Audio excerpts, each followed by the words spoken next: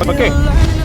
InsyaAllah macam mana pun saya rasa ayam hidup, anggaran kita saya tahu market tak stable sekarang, tapi Kak Maidin, kita akan jual pada harga B. Saya kunci jawapan. Oh yeah. Assalamualaikum rakyat Malaysia. Ada berita baik. Maidin Mart yang terbaru di Sedin Square, Semenyih. Pukul 8 pagi. Kena beratur awal sikit ya, sebab ayam satu ekor RM1 sahaja untuk 100 pelanggan pertama. Sekejap. Ada lagi. Kita nak bagi percuma beras Al-Mahira 1 kilo pada 50 orang terawal yang mendaftar sebagai ahli meriah di Maidin Rewards. Jangan lupa 18 hari bulan April ni tau, dekat Maidin Sedin Square, Semenyih. Bye-bye. Magparty na ta.